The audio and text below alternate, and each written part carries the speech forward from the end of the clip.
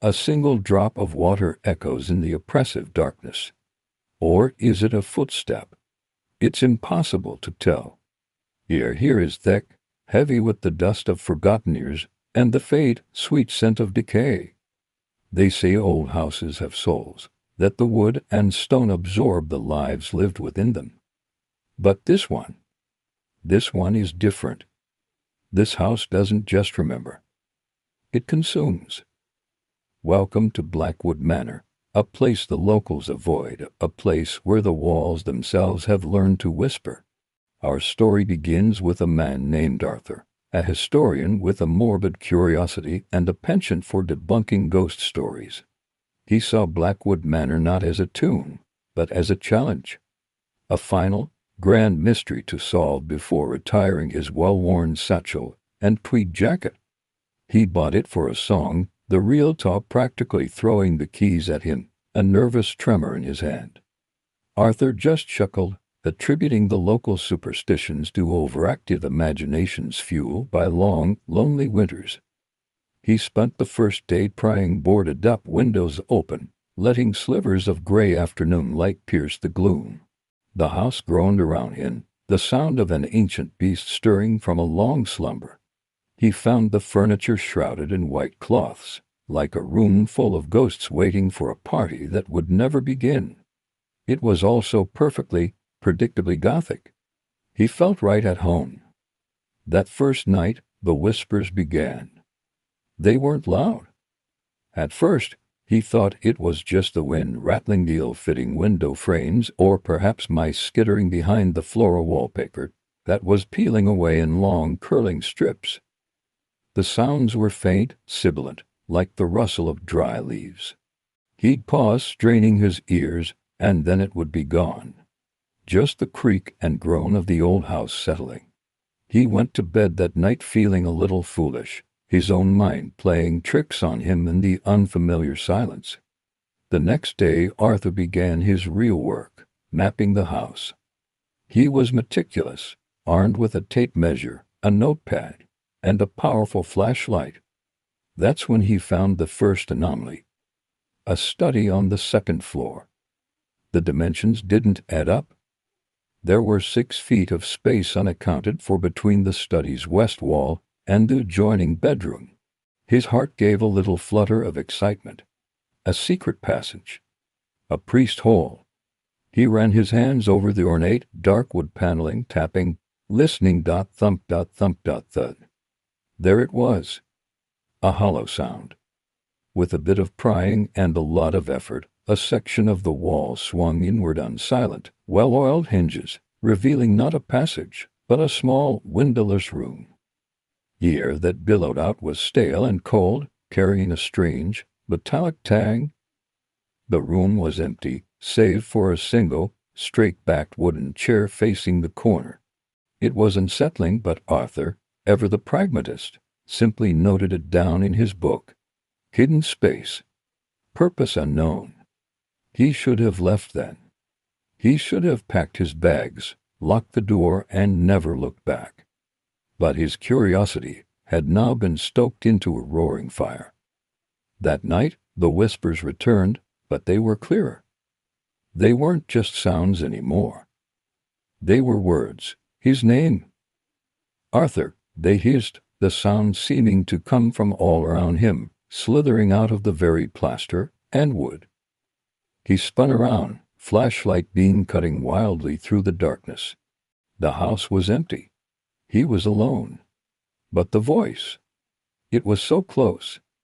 It sounded like it was right beside his ear. Arthur, we know you're here. Sleep offered no escape. His dreams were a feverish collage of long, dark corridors that twisted and turned back on themselves, of doors that opened onto brick walls, and the constant, maddening sound of whispers just beyond his comprehension. He woke up in a cold sweat, the phantom words still echoing in his head. The days that followed blurred into a paranoid haze. He found more rooms. A crawl space beneath the kitchen floor filled with children's toys, all meticulously arranged in a perfect circle. A walled-off section of the attic containing a collection of hand mirrors, their glass clouded with age. Each discovery was more disturbing than the last, and with each one, the whispers grew bolder. They started talking about his past. Things no one could possibly know. They whispered the name of his childhood dog, the one he'd secretly buried in the backyard after it was hit by a car. They taunted him with the memory of a girl he'd loved in college, her name a soft, mocking caress in the dark. Eleanor, the walls sighed. She never really loved you, you know. The house was peeling back the layers of his mind, exposing every fear, every regret, every secret shame he had ever buried. He was a prisoner in his own head, and the house was his warden. His rational mind, the one he had always trusted, was crumbling. He started talking back to the walls, sometimes screaming, sometimes pleading. "What do you want from me?" He'd yell into the oppressive silence, only for the whispers to return more insidious than before. "We just want to know you, Arthur. All of you. If you're finding yourself as captivated by this darkness as Arthur is, make sure you hit that subscribe button. We delve into new nightmares every week, and you won't want to miss what crawls out of the shadows next. Join our community of fear seekers. Now, back to the manor. His descent into madness accelerated. He stopped eating. He stopped sleeping. He wandered the halls day and night, a gaunt figure haunted by his own memories. The line between reality and hallucination evaporated. He would see things in the corner of his eye, a flicker of movement, a shadow that seemed to stretch and contort in unnatural ways. The house was no longer just whispering. It was watching. He felt the weight of its gaze from every dark corner, every dusty portrait, every clouded mirror. The breaking point came on the seventh night. He was in the grand foyer, the moonlight casting long, skeletal shadows through the tall, grimy windows. The whispers coalesced into a single, dominant voice, a voice that seemed to emanate from the grand staircase itself. "Downstairs, Arthur," it commanded, a cold, imperious tone that tolerated no argument. "It's time you saw the heart of the house." Compelled by a force he couldn't fight, he descended the main stairs, and then another, steeper set he hadn't noticed before, leading down into the cellar. The air grew colder, damper, the smell of wet earth and something else. Something rotten filling his lungs. The cellar was a labyrinth of stone archways and dripping pipes. His flashlight beam danced across the darkness, revealing stacks of old wine racks, rotting crates, and cobwebs as thick as cotton shrouds. The voice led him onward, deeper into the subterranean maze, until he reached a large, circular chamber. The walls here were not stone, but were lined with dozens of old, tarnished mirrors of all shapes and sizes. His reflection, pale and terrified, was thrown back at him from 100 different angles. He was surrounded, trapped. "We've been waiting for you, Arthur," the voice boomed, coming from everywhere at once. He spun around, and in the reflection of the mirrors, he saw it. It wasn't him. Standing behind his reflection in every mirror was a figure. A tall, impossibly thin silhouette of pure shadow, with no discernible features, just an abyss of blackness in the shape of a man. It raised a shadowy arm, and in the mirrors, its hand rested on his reflection's shoulder. Arthur screamed a raw, primal sound of pure terror. He stumbled backward, trying to flee, but there was nowhere to go. The shadow figure stepped forward, not in the room with him, but out of the mirrors. It flowed from the glass like smoke, pouring onto the stone floor and coalescing into a solid form right in front of him. It was a perfect void, a patch of night that had stolen the shape of a man. It reached for him, its touch not physical, but a soul-deep cold that extinguished the last embers of his sanity. "You see, a house like this is a predator. It lies in wait, patient, for a mind that is curious enough, arrogant enough to walk through its doors. It doesn't want your body. It wants your stories, your fears, your regrets. It feeds on them. It weaves them into its own terrible tapestry, adding your voice to its chorus. Arthur thought he was studying the house, but the house was studying him. It found him fascinating. A new flavor. A new story to tell. A new voice for its collection. He became another whisper in the walls. And as for me, I was the one who came before Arthur. And someone came before me. We are the whispers. We are the memories. We are trapped in the marrow of this place, our stories told, and rattled to each new guest until they to join the choir. We watch them rise, full of confidence, and we watch them break. We warn them, we whisper to them, but they never listen, just like you. You think this is just a story, don't you? But listen, can't you hear it? A new whisper, starting in the walls of your own room. Thanks for watching. Don't forget to subscribe and turn on notifications so you don't miss our next tale. Sleep well.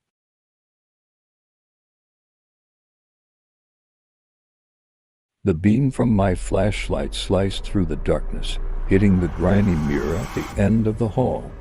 For just a fraction of a second, I saw it. A face, not my own, its features twisted into a grotesque smile, standing right behind me. Then, the light died. My name is Leo, and I probably should have listened when the old-timer handed me the keys to the Northgate Galleria. Place has a mind of its own, he'd mumbled, not meeting my eyes, especially at night. But I needed the job. A rookie security guard, first night on patrol at an abandoned mall. Easy money, I thought. The silence was the first thing that got to me. Not a peaceful quiet, but a heavy, listening silence. I started my rounds on the lower level, my footsteps echoing unnaturally loud in the cavernous space. The main concourse was filled with these old, dust-covered mannequins posed in storefronts that hadn't seen a customer in a decade. I swept my flashlight across a family of them in a defunct department store window. A father, a mother, two kids, all frozen in disturbingly cheerful poses. I moved on. An hour later, I passed the same store. My light caught the family again. Wait. I stopped, my heart giving a little flutter. The father mannequin. I could have sworn his head was turned towards the entrance before. Now, it was facing his plastic wife. I shook my head. Just my imagination.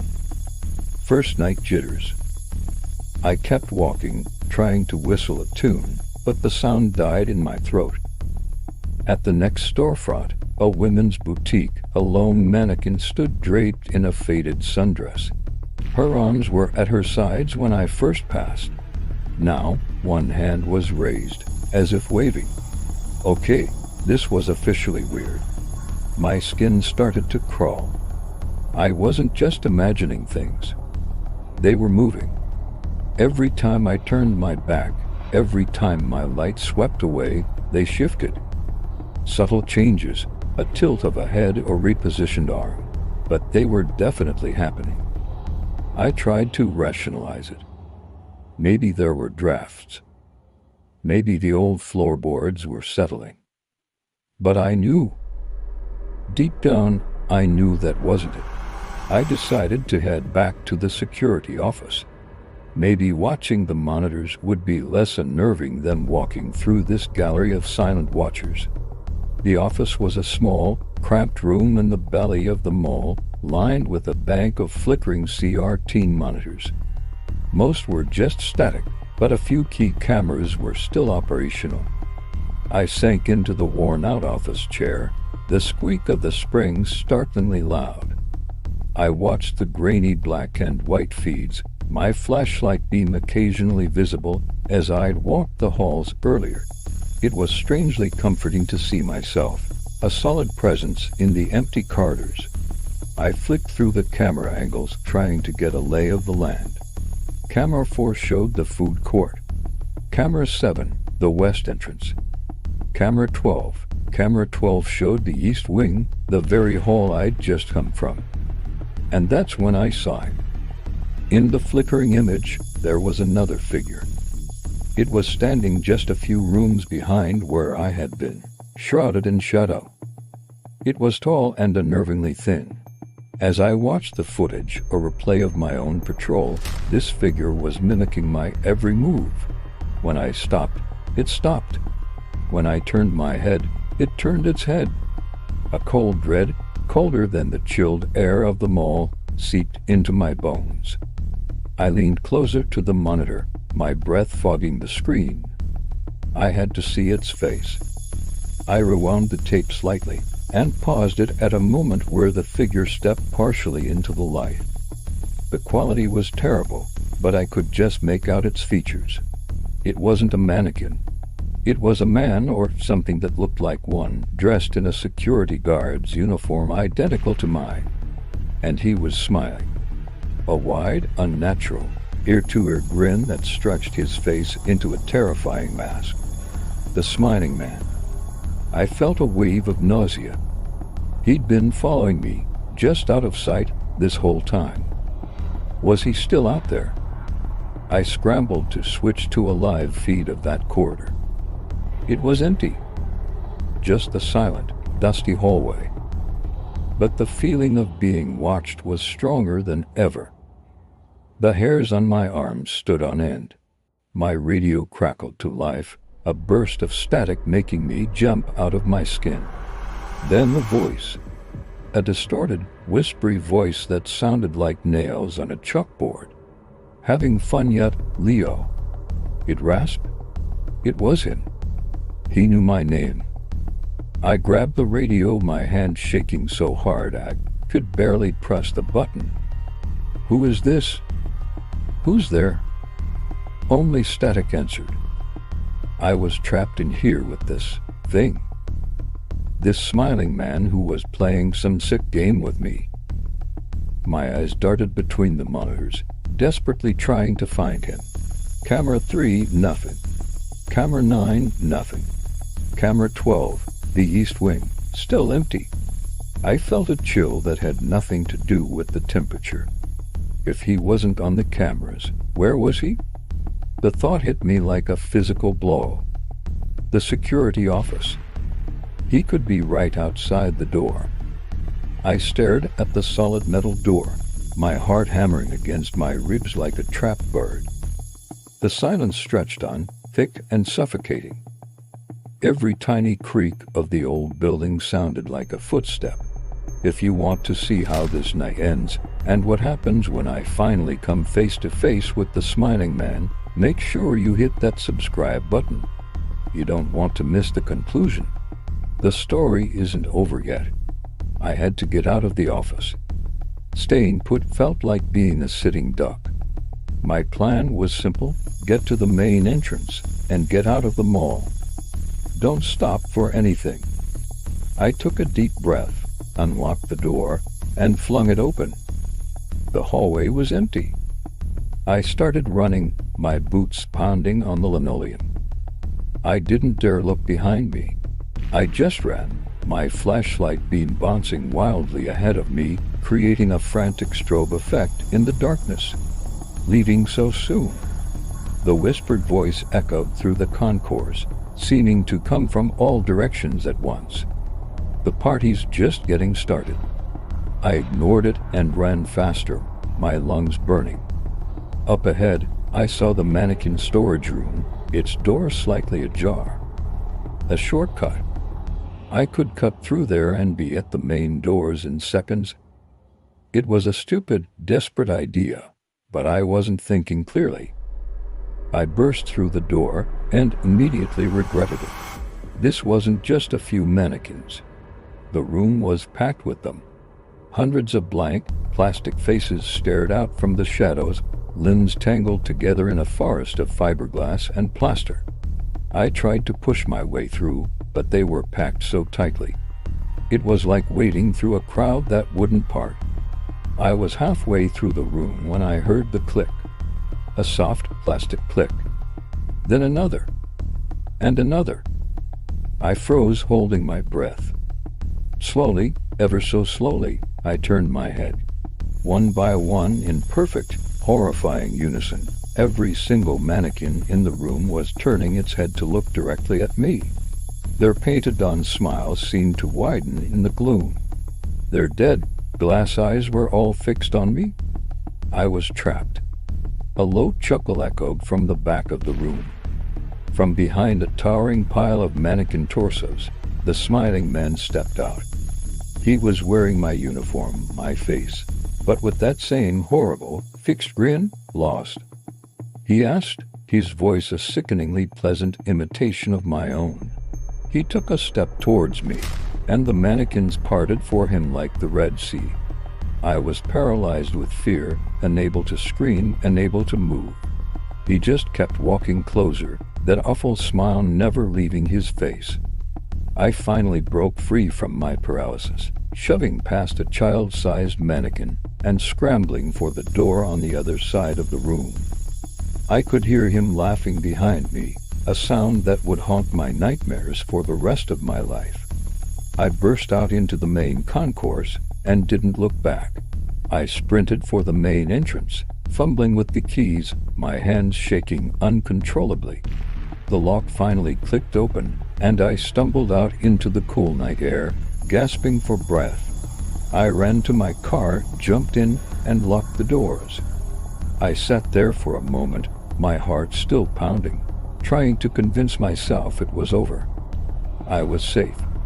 I glanced in the rearview mirror to check the mall entrance, expecting to see him standing there. But the entrance was dark and empty. I let out a shaky sigh of relief. It was over. I started the car, the engine roaring to life. As I put the car in drive, I caught my own reflection in the driver's side window. My face was pale, my eyes wide with terror, and stretched across my lips, reflected in the glass, was a wide, unnatural, ear-to-ear grin. Thanks for watching. If you enjoyed this story and want to hear more tales from the dark, make sure you subscribe and turn on notifications. You never know what's lurking in the shadows.